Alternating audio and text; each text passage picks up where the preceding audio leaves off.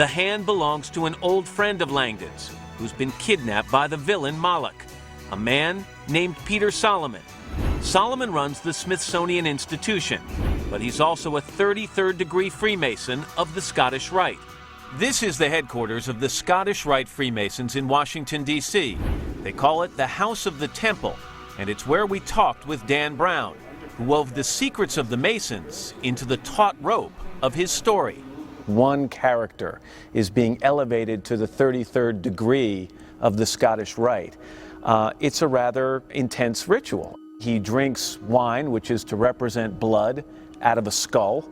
How much of that is fact and how much of that is fiction? This is a real ceremony. The ceremony is described accurately. The fiction comes in as to whether or not it still happens at this moment in history in this room. Brown's villain, Moloch, is the man drinking the wine. He's journeyed deep into Freemasonry to find out its secrets, and so will we. Moloch is fiction, but how much of the ritual is real? Dan Brown's book is very exciting, and like any good work of fiction, it has to involve both truth and error to make it believable. Arturo de Hoyos is the Grand Archivist and Grand Historian of the Supreme Council of the Scottish Rite, and himself a 33rd degree Mason. We don't perform the 33rd degree in this building. We don't confer it at night. The candidate is too young. The members are dressed wrong, and the ceremony's wrong. Maybe they don't do the ceremony in this building, but there's evidence Freemasons have done it. Brown can quote multiple historical sources.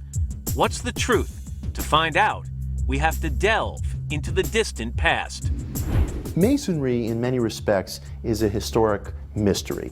Mitch Horowitz is the author of the new book, Occult America. He's a scholar of esoteric religions and secret societies. Masons themselves cannot agree on the nature of their own origins and background. Masonry may be the only modern organization for which that's true.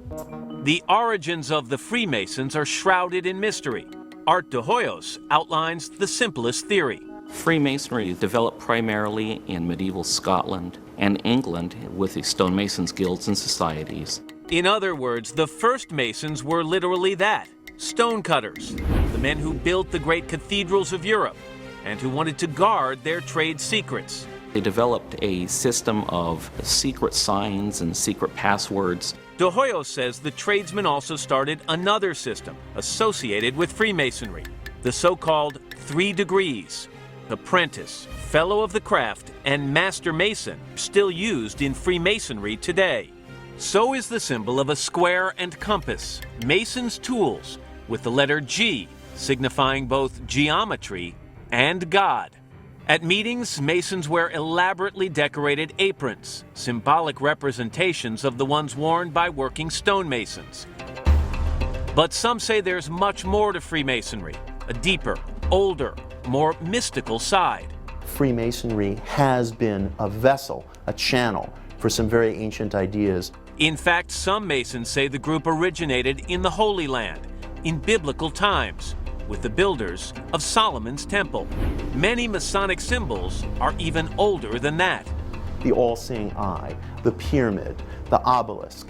It drew very deeply upon the symbols of pre-Christian religion because it believed that it was part of a chain of a spiritual search for truth that was older than any modern or contemporary religion. In the novel, Moloch believes the Masons know mystical secrets that will make him an all-powerful demon. He infiltrates the group, kidnaps its leader, and uses blackmail to try to get what he wants. That's fiction.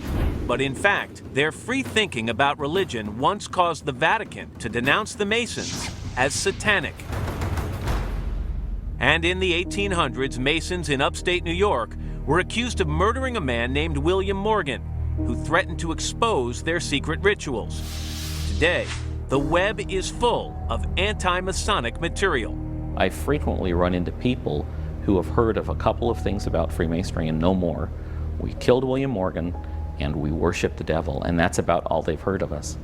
Those people might be surprised to hear this. The father of our country was a Freemason. There's no question of this. And historians agree that some principles of Freemasonry became cherished principles of the United States. Freemasonry was one of the earliest societies to advocate self-rule. We elected our own leaders, we had a secret ballot, we had a separation of powers, we were governed by a constitution. All these elements were very familiar to the Founding Fathers. But remember, Freemasons also had some radical ideas about religion. And as Dan Brown's hero, Robert Langdon, races Moloch through Washington, D.C. to find the secrets of Freemasonry, he reveals little-known facts about the Founding Fathers that might shock some readers. There was a statue that sat in the Capitol. It was George Washington as a god. Coming up, the mysteries of the Masons. Sometimes it is said we have no secrets. Nothing could be further from the truth. When Secrets of the Lost Symbol continues.